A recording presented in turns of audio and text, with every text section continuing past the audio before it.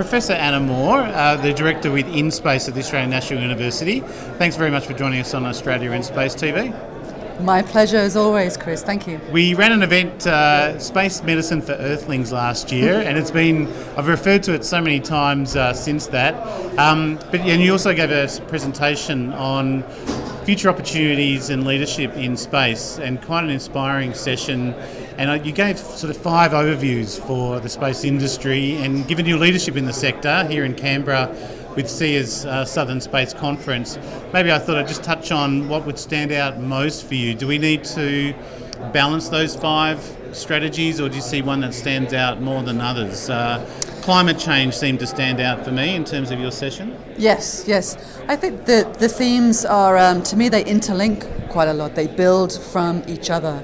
So, for example, the need for a robust return economy where we can build from that. Yep. Like a similar story to where I come from in the northeast of England, where it converted from a shipbuilding and coal mining industry in the 80s overnight. Yep. To actually a car assembly story which uplifted the entire region.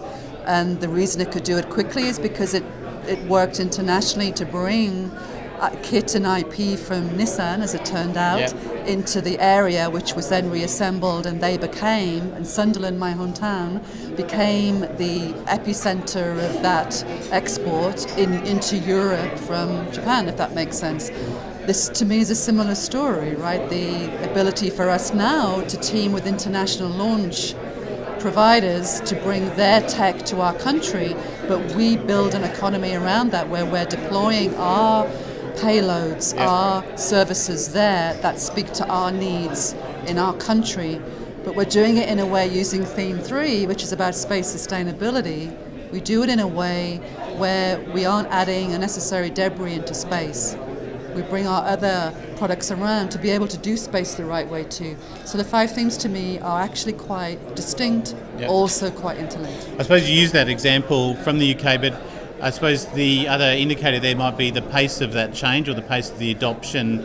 How satisfied are you from your observations of the Australian space industry?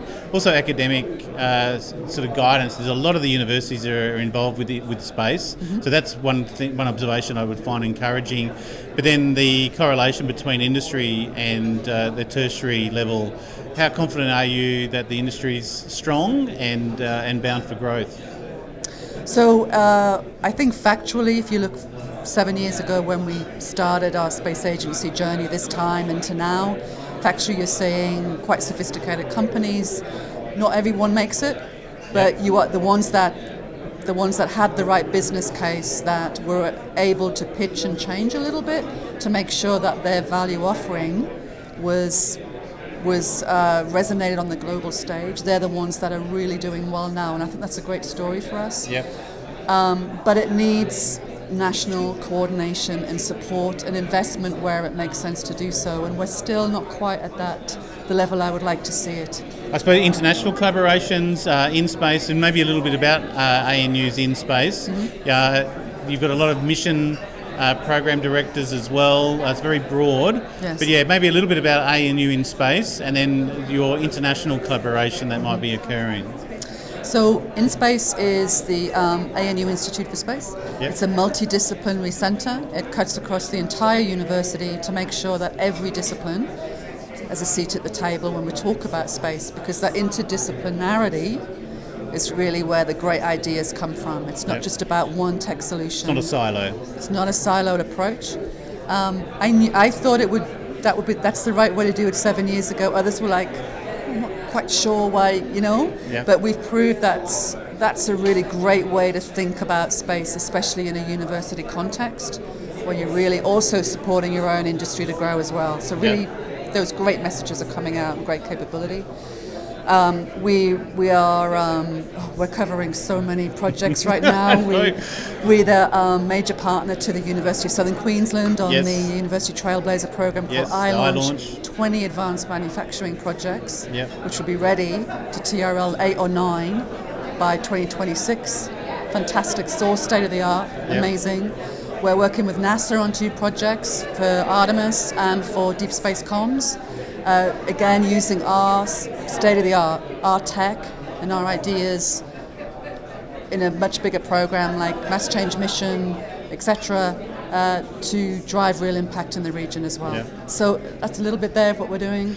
But yeah, it's exciting. Well, we've touched base. You mentioned iLaunch as well. You mentioned 20. You're doing something with medical, Aspen Medical as well. Correct. You mentioned the space suits as well. Also, so look, it's quite inspiring. It's actually too hard a question, really, in terms of how you're going to sort of describe what you're actually doing. How can people find out more and sort of keep abreast of this? I think not just from a public viewpoint, but your research partners and the like. Where do you point them to? Well, certainly for InSpace's work, go straight to our website. Yep. So inspace.anu.edu.au. Great. So you can find out what we're doing there and all our partners. iLaunch, again, has its own website too, so LinkedIn Wonderful. pages, just reach out. Wonderful. Look, it's great to see you here in Canberra at SIA's Southern Space Conference. Hope you've enjoyed the 2 days, and thank you very much, Professor Anna Moore, for joining us on Australian Space TV. My pleasure.